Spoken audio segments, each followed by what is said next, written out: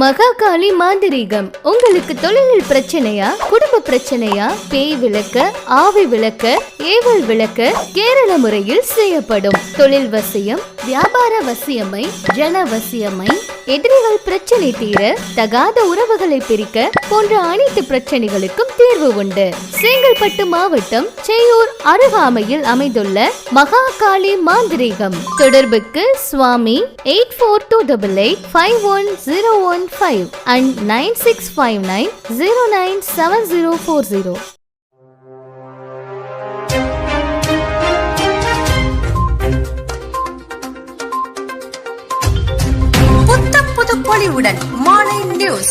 விஜய் முன் இருக்கும் 3 ஆப்ஷன்கள். தமிழக தேர்தலில் விஜய் அலைபேசி ஓய்ந்திருக்கும் நிலையில் பெரும்பான்மையை பெற அவர் போடும் 3 முக்கிய அரசியல் கணக்குகள் என்னென்ன என்பதை பார்க்க வேண்டிய கட்டாயத்தில் இருக்கிறோம். தமிழக சட்டசபை தேர்தல் வரலாற்றில் ஒரு புதிய சகாப்தம் தொடங்கியுள்ளது என்றே சொல்ல வேண்டும். 2026 தேர்தல் முடிவுகளில் தாவேக தலைவர் விஜய் அசைக்க முடியாத மக்கள் நாயகனாக உருவெடுத்து திராவிட கட்சிகளின் 50 ஆண்டுகால ஆதிக்கத்தை தகர்த்துள்ளார். இருப்பினும் ஆட்சி அமைக்க தேவையான 118 என்ற மேஜிக் எண்ணை தொடுவதில் சவால்கள் நீடிக்கின்றன. அதிமுக கூட்டணி 53 இடங்கள், திமுக கூட்டணி 74 இடங்கள். தனி பெரும்பான்மை கிடைக்காத பட்சத்தில் எந்த கட்சியுடன் கூட்டணி அமைத்து விஜய் ஆட்சியை அமைப்பார் என்ற எதிர்பார்ப்பே மிகுதியாக எழுந்துள்ளது. அரசியல் வல்லுநர்கள் முன்வைக்கும் 3 முக்கிய சாத்தியக்கூறுகள்.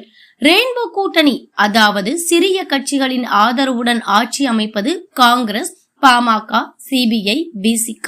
இந்த வானவில் கூட்டணி விஜயை முதலமைச்சர் ஆக்கினாலும் ஒவ்வொரு கட்சிக்கும் அமைச்சரவையில் பங்கு கொடுக்க வேண்டியிருக்கும். இது விஜயின் நேரடி மற்றும் வேகமான நிர்வாகம் என்ற கொள்கைக்கு சவாலாக அமையலாம். மாநிலத்தின் 2வது பெரிய சக்தியாக உருவெடுத்துள்ள அதிமுகவுடன் தாவேக இணைந்தால் 160 என்ற அசைக்க முடியாத பலமான ஆட்சி அமையும். எடப்பாடி பழனிசாமியின் நீண்டகால நிர்வாக அனுபவம் முதல் முறை முதலமைச்சராகும் விஜய்க்கு பெரிய பலமாக இருக்கும்.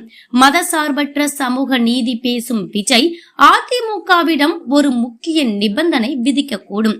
அதாவது அதிமுக தனது பாஜக உறவை முற்றிலும் துண்டிக்க வேண்டும்.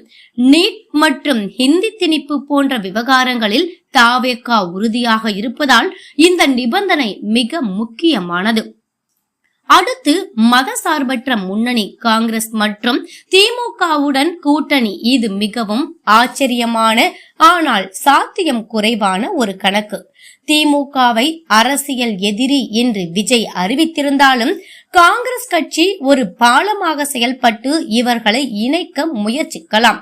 திமுகவின் வாரிசு அரசியலை ஒழிப்பேன் என்று கூறித்தான் விஜய் வாக்கு கேட்டார். எனவே மு.க. ஸ்டாலினுடன் கூட்டணி அமைப்பது அவரது வாக்காளர்களுக்கு செய்யும் துரோகமாகவே பார்க்கப்படுகிறது. அரசியலில் எதுவும் சாத்தியம் என்ற நிலையில் அரசியலில் நிரந்தர நண்பனும் இல்லை, நிரந்தர எதிரியும் இல்லை என்ற விதியே இங்கு பொருந்தும். ஒரு காலத்தில் பாஜக அமைச்சரவையில் இருந்த மம்தா பானர்ஜி இன்று அதே பாஜகவின் கடும் எதிரியாக மாறியிருப்பதே இதற்கு சான்று. இப்படிப்பட்ட இக்கட்டான அரசியல் சூழலில் விஜய் எடுக்க போகும் முடிவு தமிழகத்தின் அடுத்த 5 ஆண்டு கால தலையெழுத்தை தீர்மானிக்க போகிறது.